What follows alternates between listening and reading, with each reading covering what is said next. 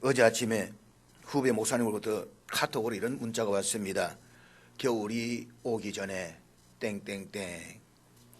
요즘 제가 만나지를 못해가지고 겨울이 오기 전에 한번 만났으면 좋겠다라는 그런 뜻인 줄 알고 전화를 했습니다. 그랬더니 이 후배 목사님이 형님 오는 주일 설교가 겨울이 오기 전이죠 라고 이야기하는 겁니다.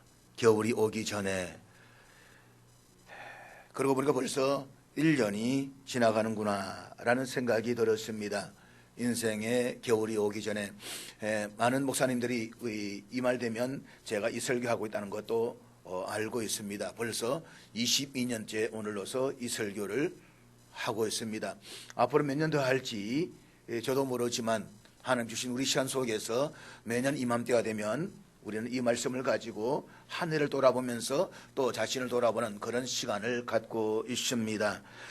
시간이 흘러가는 추의 간격은 어제나 오늘이나 변함없이 똑같은데 나이를 먹어가면서 나이가 체감하는 계절의 순환은 더 빨라졌다라는 느낌을 갖습니다.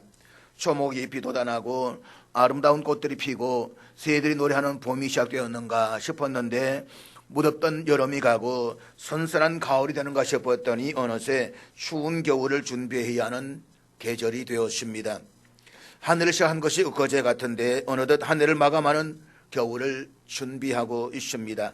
한 해가 또 이렇게 기울어 가고 있습니다. 그런데 우리의 인생에도 사계절이 있습니다.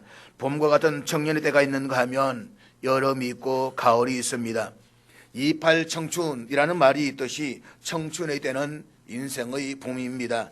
모든 것이 왕성하기라는 작년의 시절은 여름과 같은 때입니다. 그리고 인생의 가을이 있습니다. 노년은 말하자면 인생의 가을입니다.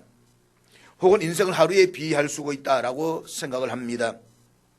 성경에 보면 그런 사상이 있습니다. 이스라엘 민족의 지도자였던 모세는 시편 90편 14절에서 이렇게 고백합니다.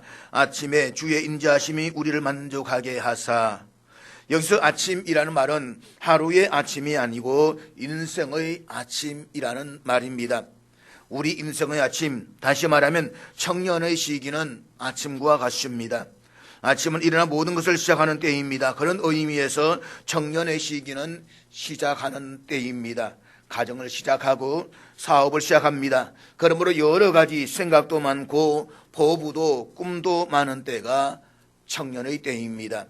그리고 낮은 장년에 비할 수가 있습니다. 낮은 열심히 일하는 때입니다. 마찬가지로 작년의 때는 청년의 때의 꿈과 포부를 실현해 보려고 각기 자기 방면에 나가서 열심으로 땀을 흘리며 활동하는 그런 시기입니다. 그런데 낮의 해가 서산에 넘어가게 되면 저녁이 오듯이 인생에도 저녁이 있습니다. 노년의 시기는 인생의 저녁이라고 해도 될 것입니다. 저녁은 일터로 나갔던 사람들이 집으로 돌아와 쉬는 때입니다. 그런데 저녁에 제일 아름다운 광경을 볼 수가 있습니다. 해가 서산에 넘어가게 될 때에 저녁 노을이 서산에 덮이게 됩니다. 저녁은 아름다운 노을을, 아름다운 낙조를 보는 때입니다. 이런 의미에서 노년의 시기는 인간의 낙조를 볼 수가 있습니다. 그런데 이 자연의 사계절은 1년 365일을 단위로 다시 돌아옵니다. 그래서 작년에 보았던 그 봄의 세상을 다시 볼 수 있고 지금 거의 떨어진 아름다운 단풍도 내년의 가을에는 다시 볼 수 있습니다. 그렇지만 인생은 딱 한 번뿐이기 때문에 그렇게 할 수가 없습니다. 그래서 인생을 가리켜 또 꼭 한 번 주어졌다라고 해서 일생이라고 말합니다. 한 번밖에 살지 못하는 인생입니다. 지나간 시간을 잡을 수 없고 지나간 사건을 돌이킬 수도 없습니다. 한 번 가버리면 다시는 돌이키지 못합니다. 뒤로 한 발자국도 되돌아갈 수가 없고 오직 앞으로만 뚜벅뚜벅 걸어가야 하는 것, 그것이 바로 인생입니다. 그래서 지혜자 솔로몬은 전도서 3장 1절에서 이렇게 말합니다. 범사에 기한이 있고 천하만사가 다 때가 있다. 그렇습니다. 항해할 수 있는 때가 있고 항해할 수 없는 때가 있습니다. 여행도 할 수 있는 때가 있고 할 수 없는 때가 있습니다. 일도 할 수 있는 때가 있고 하고 싶어도 할 수 없는 때가 있습니다. 공부도 할 수가 있는 때가 있고 하고 싶어도 할 수 없는 때가 있습니다. 결국 인간 생활의 성공과 실패는 이 기회를 바로 포착해서 일을 하느냐 못하느냐 하는 데 달려있는 것입니다. 오늘 본문의 사도 바울은 로마 감옥에 두 번째 투옥되어 있습니다. 그 당시 상황으로 보아서 그는 이제 멀지 않은 시간에 인생을 마감하게 될 것을 예고하고 있었던 것 같습니다. 현재 나이도 70이 넘어서 노인이지만 그러나 병들고 늙어서 죽어가고 있는 것이 아닙니다. 그와 같이 한 여러 가지 상황이 아마 내년 봄에 어느 시간에 내가 순교하게 될 것이다 라고 순교를 예감하고 있었던 것 같습니다. 그래서 6절에서 그는 이렇게 말합니다. 전제와 같이 내가 벌써 부어지고 나의 떠날 기약이 가깝도다. 여기서 전제와 같이 부어지고 라는 말은 자신의 생명과 피를 희생의 제물로 드려진다는 말입니다. 그리고 그 때가 가까웠다라고 말합니다. 그는 지금 차가운 감옥에서 살을 내는 겨울 추위를 체감하면서 인생의 겨울인 죽음을 바로 앞에 있음을 예감하고 있습니다. 삶을 정리하는 그 마지막 순간에 그는 지금 여러 가지 생각을 하고 있습니다. 무엇보다 그는 세상을 떠날 날이 가까웠다 생각하는 그 순간에 사랑하는 믿음의 아들 디모데가 그리워집니다. 한 번 더 그 얼굴이 보고 싶어집니다. 그래서 믿음의 아들이요 동역자인 디모데에게 편지를 씁니다. 너는 어서 속히 내게로 오라. 너는 겨울 전에 어서 오라.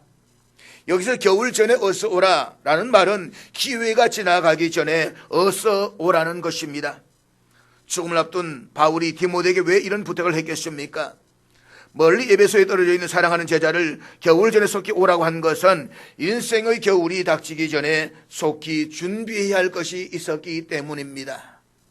사랑하는 여러분, 언젠가 우리의 인생에도 차가운 겨울이 닥칠 것입니다. 아니, 분명히 우리에게도 어느 날엔가 어느 시간엔가 내가 알지 못하는 어느 순간에 인생의 차가운 겨울은 임하게 될 것입니다. 어쩌면 오늘 밤이 내 인생의 마지막 밤이 될는지 아무도 장담할 수가 없습니다. 인생은 오는 순서는 있어도 가는 순서는 없습니다. 그런데 우리의 인생은 이 땅에서 죽음으로써 모든 것이 끝나는 것이 아닙니다. 우리에게는 죽음 이후에 영원한 삶이 있습니다. 이 땅에서 삶은 순간이지만 죽음 이후의 삶은 영원합니다. 그리고 그것은 천국과 지옥으로 결정이 될 것입니다. 사랑하는 여러분, 이것이 사실이라면 인생의 겨울이 오기 전에 우리도 무엇인가를 준비해야 하지 않겠습니까?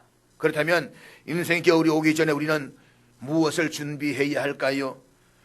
먼저 우리는 인생의 겨울이 오기 전에 지금까지 살아왔던 자신의 삶을 돌아볼 줄 알아야만 합니다. 오늘 본문에서 바울은 디모데에게 겨울이 오기 전에 속히 오라라고 당부를 합니다. 바울은 언제 죽을는지도 모르는 상황에서 로마 감옥에 갇혀 있습니다. 어쩌면 이 겨울을 넘기지 못하고 세상을 떠날는지도 모를 일입니다. 그 어떤 이유 때문에 디모데로 하여금 겨울이 오기 전에 빨리 오라고 했는지는 구체적으로 언급한 바가 없기 때문에 그 이유를 분명히 알 수는 없습니다. 그러나 우리는 여러 가지 상상해서 볼 수는 있습니다. 날씨가 추워지니까 겨울을 보다 따뜻하게 보내고 싶었을는지도 모릅니다. 그래서 13절을 보면 네가 올 때에 내가 들어와 가보의 집에 둔 겉옷을 가지고 오라라고 했습니다. 겨울을 지나기 위해서는 따뜻한 외투가 필요했습니다. 그러나 보다 더 중요한 것은 지금 사도 바울은 죽음을 앞둔 시점에서 지금까지 살아온 자신의 인생을 정리할 필요를 느꼈는지도 모릅니다. 사랑하는 여러분, 인생의 겨울이 오기 전에 우리가 우선적으로 해야 할 일이 무엇입니까? 어쩌면 남들처럼 돈도 더 많이 벌어야 할 것입니다. 어느 정도 사회적인 지위나 명예도 가져야만 할 것입니다. 어쩌면 우리들 가운데서는 내일 죽더라도 한 시간만이라도 건강하게 살았으면 하는 분들도 있을 것입니다. 우리에게는 인생의 겨울이 오기 전에 하고 싶은 일들이 참으로 많습니다. 갖고 싶은 것도 많습니다. 이루고 싶은 것들도 많습니다. 보고 싶은 사람들도 많습니다. 그러나 정말 안타까운 것은 이토록 많은 것을 성취하고 싶지만 만족하게 이루지 못하고 인생의 겨울을 맞이하게 된다는 것입니다. 아니, 대부분의 경우는 후회하면서 인생의 겨울을 맞이하게도 됩니다. 스위스의 어느 한 노인이 80세를 맞게 되었습니다. 이 노인은 자신이 살아온 인생을 돌이켜보면서 시간의 양으로 계산한 통계를 만들어서 세상에 내놓았습니다. 그의 80년은 대개 이렇게 소비되고 있었다라고 합니다. 그는 26년 동안 잠을 잤습니다. 움직이지도 않고 생각도 하지 않는 시간을 어떤 일들보다 많이 썼던 것입니다. 그리고 21년 동안을 노동에 바쳤습니다. 또 6년이라는 세월을 식사하는 데 사용했습니다. 남이 약속을 지키지 않아서 기다린 시간이 무려 5년이었습니다. 그리고 또 다른 5년을 불안스럽게 혼자 낭비해 버렸습니다. 수염을 깎고 세면을 하는 것에 228일을 보냈으며 아이들과 노는 것에는 고작 26일을 썼다라고 했습니다. 넥타이를 매는데 18일이 걸렸고 또 담뱃불을 붙이는 일에는 12일이 소모가 되었습니다. 그가 마음속으로 행복을 누렸던 가장 기쁜 시간들을 찾고 또 찾아보았을 때에 그것은 약 46시간에 불과했다라고 이야기를 합니다. 누군가 인생의 속도를 나이에 비해서 이야기를 합니다. 10대는 인생의 속도가 10km입니다. 10대 때까지는 마음은 도끼인데 시간의 속도는 거북이입니다. 한참을 지난 후에 보아도 그 자리 같습니다. 시간이 너무 느리다는 생각이 들어서 어떤 때는 나이를 인위적으로 빨리 먹고 싶어지기까지 합니다. 그런데 30대가 되면 시속 30km, 50대는 50km, 70대는 70km로 세월이 흘러가는 느낌을 갖는다라고 이야기를 합니다. 아마 여러분들도 시간이 흘러가는 체감은 훨씬 더 빨라지고 있을 것입니다. 그렇다면 사랑하는 여러분은 빠르게 흘러가는 시간들을 어떻게 보내셨습니까? 사실 우리가 70을 살고 80을 살아도 정말 의미 있게 살 수 있는 시간은 그렇게 많지 않습니다. 그를 불구하고 우리는 나에게 긴 시간이 주어져 있다라고 생각하면서 살아갑니다. 착각하지 마십시오. 우리들에게도 인생의 겨울은 반드시 옵니다. 그러므로 인생의 겨울이 오기 전에 하나님과 사람 앞에서 부끄럽지 않는 자로 여러 영원한 삶을 위해서 준비할 수 있기를 주의 이름으로 축복합니다. 두 번째로 우리는 인생의 겨울이 오기 전에 형제와 이웃과의 관계를 한 번쯤 돌아볼 줄 알아야만 합니다. 사람은 사회적인 동물입니다. 이 말은 사람은 누구나가 혼자서 살아갈 수가 없다는 말입니다. 남자와 여자가 만나서 가정을 이루고 가정과 가정의 버터에서 이웃을 이루면서 살아가는 것이 인간의 세상살이입니다. 사람은 태어날 때부터 죽는 순간까지 누군가의 도움이 있어야만 하는 존재입니다. 결코 독불장군이 있을 수가 없습니다. 그러나 그럼에도 불구하고 우리는 고슴도치처럼 서로에게 상처를 주기도 하고 상처를 받기도 합니다. 그래서 소중해야 할 인간관계가 뒤틀려지고 깨어지기도 합니다. 사랑하는 여러분, 하나님께서 나에게 가족을 주시고 이웃을 주신 것은 서로를 헐뜯고 미워하고 싸우라고 주신 것이 결코 아닙니다. 나의 감정의 분풀이를 하라고 주신 것이 아닙니다. 서로 사랑하고 이해하고 용서하는 가운데 행복하게 살라고 주셨습니다. 이 사실을 우리는 하나님께서 아담에게 하와를 주실 때에 돕는 배필로 주셨다는 사실에서도 알 수가 있습니다. 돕는 배필이라는 말을 영어 성경에서는 help로 번역하고 있습니다. 나의 부족한 것을 도와주고 그의 부족함을 내가 도와주는 관계로서 가족과 이웃을 주셨다는 것입니다. 결코 노예로 주시 않았습니다. 결코 부리는 도구로 주시 않았습니다. 함께 세워가는 존재로 주셨다는 것입니다. 그렇기 때문에 그의 부족함이 보인다라고 한다면 그것은 내가 그의 부족함을 채워주어야 한다는 사실을 잊지 마십시오. 그리고 그가 내 옆에 있을 때에 잘하십시오. 부족하지만 그래도 그가 내 옆에 있을 때에 열심히 사랑하십시오. 나에게 싸울 대상이 있고 소리칠 대상이 있다는 것은 행복에 겨운 사치입니다. 우리는 그를 사랑할 수 있는 시간이 그렇게 많지 않다는 사실을 늘 기억하셔야만 합니다. 오늘 본문을 자세히 살펴보면 아주 외롭고 처량한 늙은 사도 바울의 모습을 보게 됩니다. 그는 지금 인생의 마지막 겨울 앞에서 수많은 사람들의 얼굴을 떠올리고 있습니다. 그 가운데 먼저 데마가 생각이 납니다. 데마라고 하는 사람은 본래 바울의 제자요 함께했던 믿음의 동역자였습니다. 그러나 핍박이 어렵고 또 힘들어서 바울같이 동행을 하지 못하고 결국에는 세상을 사랑해서 바울을 버리고 떠나가 버렸습니다. 그는 지금 배신의 아픔을 경험하고 있습니다. 다음으로는 디도가 생각이 납니다. 본문에서 디도는 갔다라고 했습니다.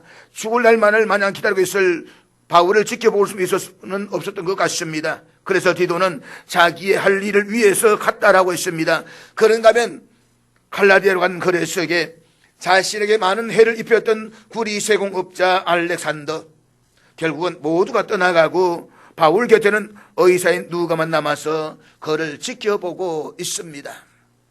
사랑하는 여러분, 인생의 겨울 앞에선 이 늙고 힘없는 외로운 바울의 모습을 한번 상상해 보십시오. 알던 사람들이 하나 둘씩 떠나갑니다. 이래서 가고 저래서 갑니다. 다 떠나갑니다. 그래서 지금 고독합니다. 쓸쓸합니다. 그에게는 지금 사람이 그립습니다. 이것이 바로 인생의 겨울입니다. 그래서 바울은 사랑하는 믿음의 아들 디모데에게 겨울 전에 속히 오라고 했던 것입니다. 그는 지금 죽기 전에 보고 싶은 얼굴 한 번 더 보고 싶은 마음이 있었을 것입니다. 그래서 그는 지금 디모데를 부르고 있습니다. 당시 지중해는 겨울이 되면 항해가 불가능할 정도로 얼어버려서 배 사정이 어려웠습니다. 만약에 겨울에 오지 못한다라고 한다면 그 이듬해 봄에 올 수밖에 없는데, 그렇게 되면 디모데를 보지 못할런지도 모를 일이었습니다. 디모데가 이 편지를 받고서 어떻게 했는지 그 이후의 일에 대해서는 알 길이 없습니다. 그러나 전에 내려오는 이야기로는 참으로 안타깝게도 디모데는 그의 겨울 전에 로마를 방문하지 못했다라고 합니다. 바울은 생전에 그토록 보고 싶어 했던 사랑하는 디모데를 만나지 못했다는 것입니다. 너는 겨울이 오기 전에 어서 오라는 사도 바울의 편지를 받고서도 다른 잡다한 일들을 처리하느라 지체가 되었다라고 합니다. 그래서 그의 겨울의 항해가 중단되어서 그 이듬해 봄에 로마에 갔을 때에는 이미 바울은 옥중에서 순교하고 난 이후였습니다. 그래서 디모데는 스승을 만나지 못한 죄책감과 안타까움에 바울의 무덤을 끌어안고 울고 또 울었다라고 합니다. 그러나 여러분, 그가 울고 또 울었다라고 말하지만 그래도 그의 마음 깊은 곳에서 밀려오는 후회와 아쉬움을 풀 수는 없을 것입니다. 그러니 이 얼마나 원통하고 안타까운 일입니까?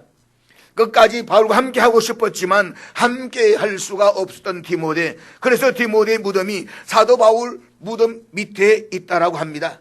바울의 시신 밑에 안장되어 있다는 것입니다. 죽어서라도 바울과 함께 하고 싶었다는 것입니다. 사랑하는 여러분, 바울과 디모데의 이야기는 어쩌면 오늘 바로 저와 여러분의 이야기일 수도 있습니다. 기억하십시오. 세상 모든 일에는 기회가 있습니다. 기회는 언제나 있는 것이 아닙니다. 사랑할 수 있는 것도 때가 있습니다. 그렇기 때문에 사랑하는 사람에게 인생의 겨울이 오기 전에 먼저 그를 찾아가십시오. 그리고 그에게 예수 그리스도의 복음을 전하십시오. 사람은 누구나가 한 번은 죽게 되어져 있습니다. 그러나 성경은 두 번째 죽음에 대해서도 말씀하고 있는데 그것은 믿지 않는 사람들이 가게 될 영원한 지옥이라고 했습니다. 성경에 보면 부자와 거지 나사로는 비슷한 시간에 죽었습니다. 한 사람은 지옥으로 가고 한 사람은 천국으로 갔습니다. 부자는 지옥에서 몸부림을 치면서 호소합니다. 아버지 아브라함이여, 구하노니 나사로를 내 아버지 집에 보내소서. 내 형제의 5이 있는데 저에게 전가하여 저희로 이 고통받지 않는 곳, 이 지옥에 오지 않게 해주소서. 그렇습니다.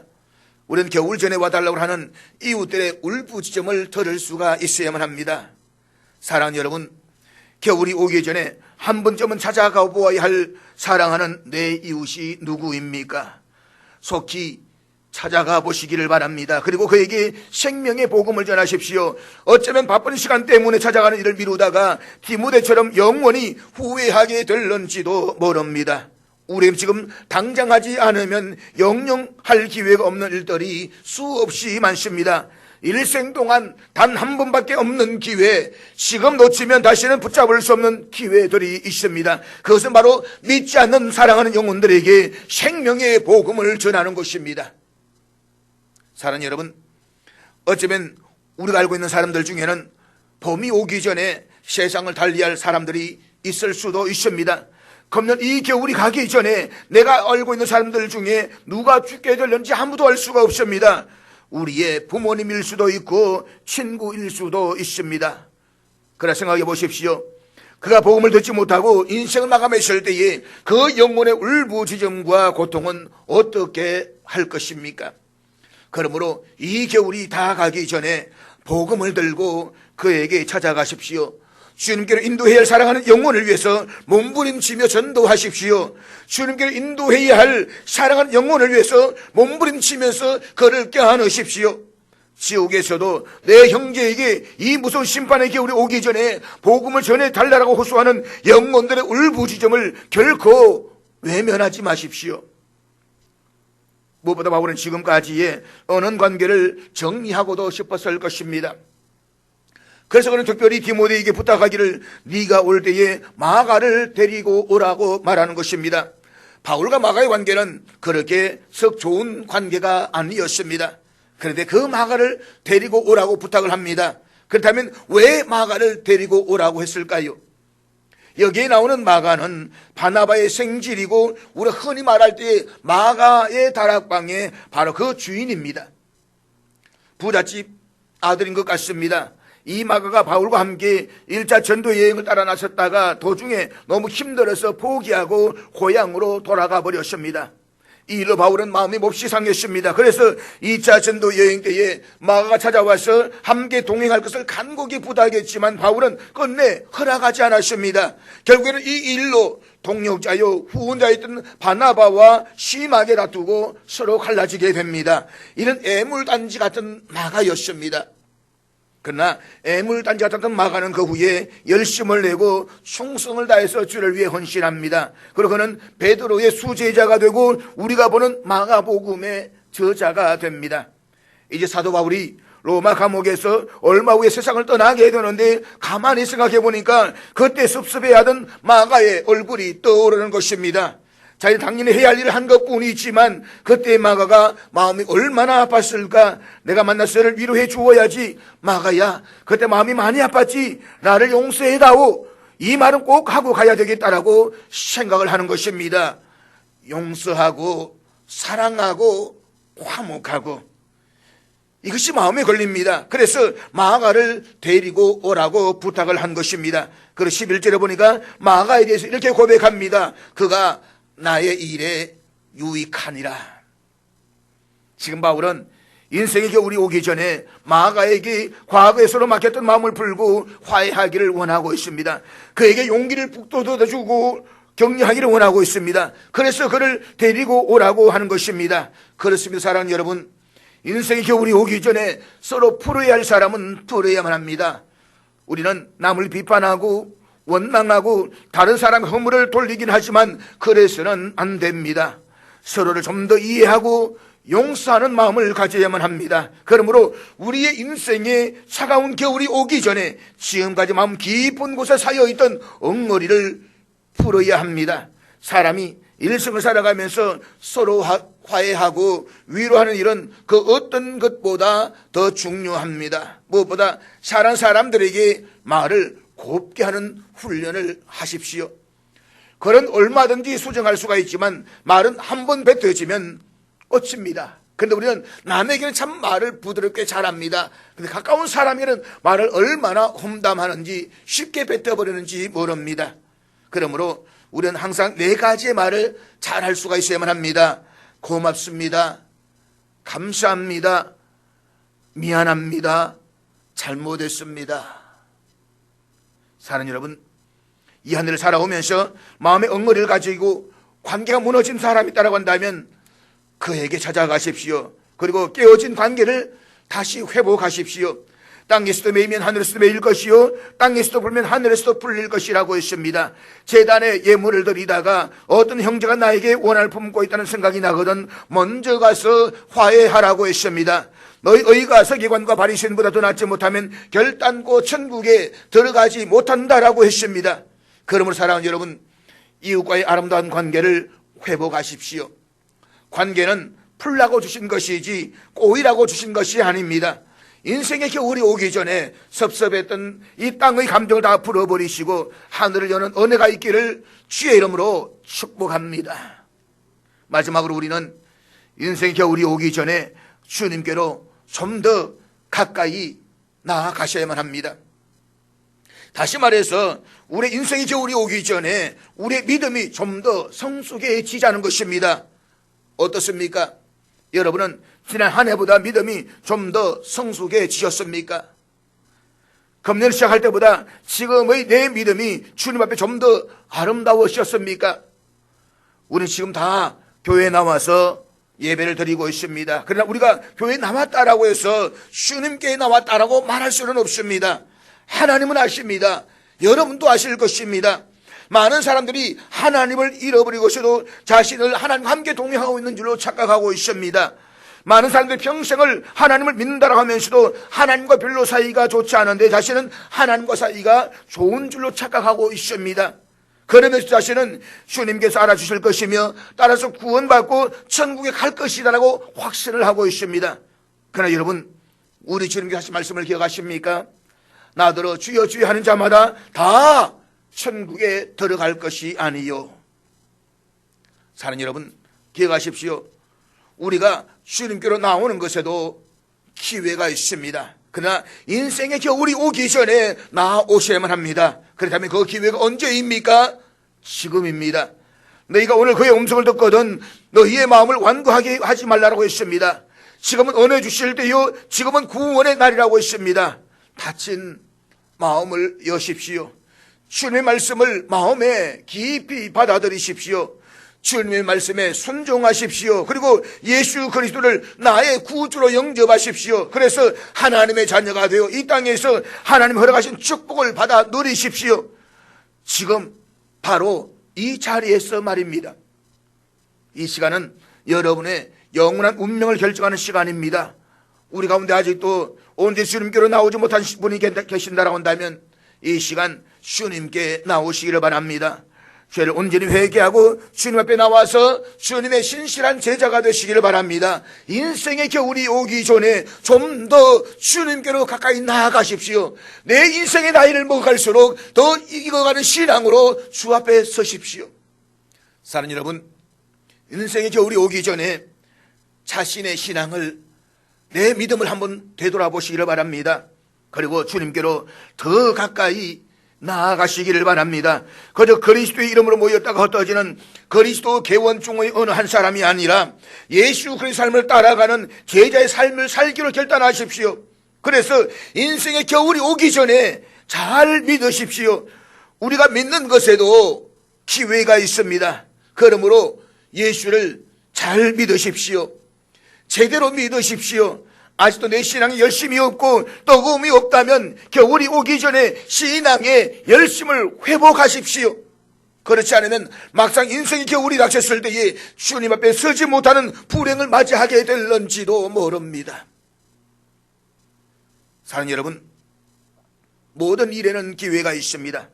그렇기 때문에 인생의 겨울이 오기 전에 우리 마땅히 해야 할 일을 해야만 합니다. 세월은 빨리 지나갑니다. 우리 가정에도 겨울이 옵니다. 부부간이라고 해도 영원히 같이 사는 것이 아닙니다. 오랜 세월을 같이 살다 보면 서로가 귀한 줄을 모르고 살아가기가 쉽습니다. 남편을 의뢰 있는 것으로, 아내를 의뢰 있는 것으로 생각해서 덩만히 하기가 쉽습니다. 그러나 기억하십시오. 가정에도 겨울이 옵니다. 매일 저녁 시간에 집으로 돌아오던 남편이 어느 순간인가 돌아오지 않을 때가 있습니다. 일을 다 보고 집에 돌아오면 따뜻한 밥을 지어놓고 언제나 반갑게 맞아주던 사랑하는 아내 얼굴 대신에 차가운 벽이 당신을 맞아주는 날이 있습니다. 그렇기 때문에 서로가 더 귀한 줄을 알고 더 깊이 사랑하시기 바랍니다.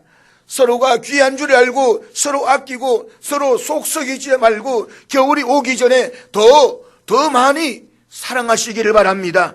그렇게 하지 않으면 후회할 날이 올 것입니다. 그러나 기회는 이미 지나갔습니다. 겨울이 이미 왔습니다. 우리가 주님을 위해 봉사하는 것도 그렇습니다. 우리 언제나 주님을 위해서 봉사할 수 있는 것이 아닙니다. 예배에도 겨울이 옵니다. 언젠가 우리가 함께 드렸던 이 예배가 그리워할 날이 올 것입니다. 인생의 겨울이 오면 하고 싶어도 할 수가 없습니다. 겨울 전에 믿음과 소망과 사랑으로 더 열심히 주 앞에서 봉사와 헌신의 삶을 살아가시기를 바랍니다. 사랑하는 여러분, 우리의 인생 행로는 일방통행입니다. 이 세상길은 마음만 먹으면 다시 돌아갈 수가 있습니다. 그러나 인생길은 되돌아갈 수가 없습니다. 인생은 연습도 없고 시행착오도 없습니다. 한번 지나가면 다시는 돌아오지 못합니다. 기회가 있을 때에 좋은 일을 많이 하시기 바랍니다. 인생의 겨울이 오기 전에 더 열심히 사랑하고 더 뜨겁게 헌신하고 충성하시기 바랍니다. 기회는 언제나 순간입니다. 그래서 그리스 신화에 나오는 기회의 신은 앞머리는 풍성한데 긴 머리는 대머리라고 했습니다. 기회는 내 앞에 있을 때 붙잡아야지 지나가고 나면 붙잡을 수가 없습니다.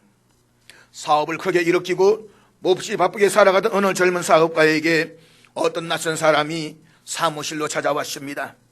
그렇게 당신 사업에만 열중할 것이 아니라 주일은 교회에 가서 예배를 드리고 이제는 주신 사업으로 이웃이나 하나님을 위한 일도 계획을 좀 하시지요.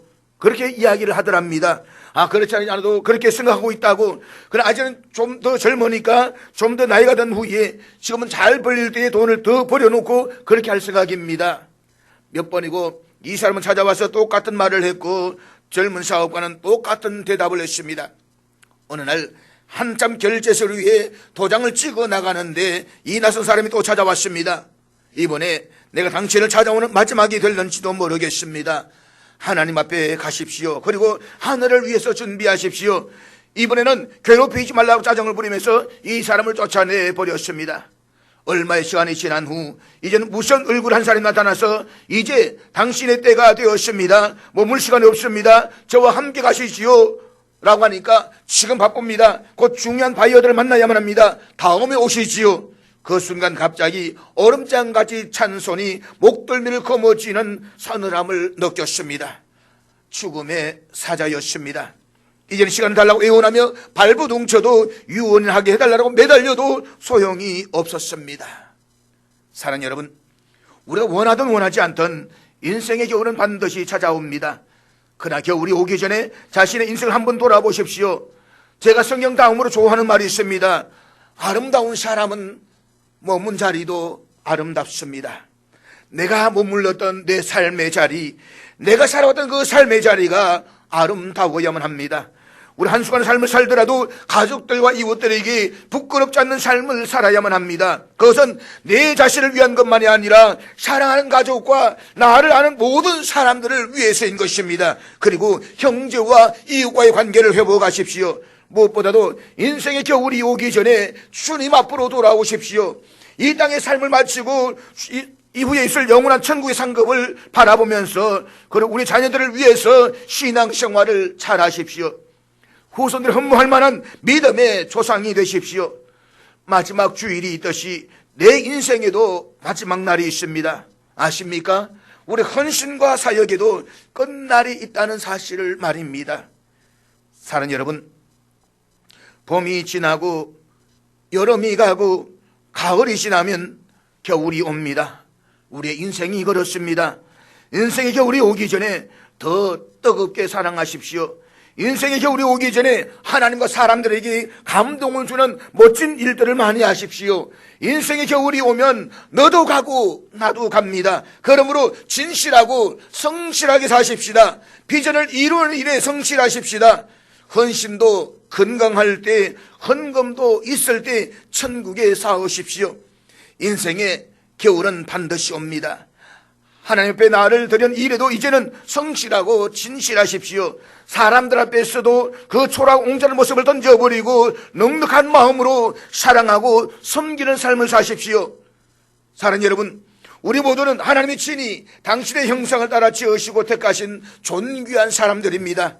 그러므로 저녁 노을이 아름답듯이 인생의 노년에 더 존경받고 존귀함을 받는 사람이 되십시오. 인생의 겨울이 영광스러운 사람은 하나님 앞에서나 사람 앞에서 잘 산 사람입니다.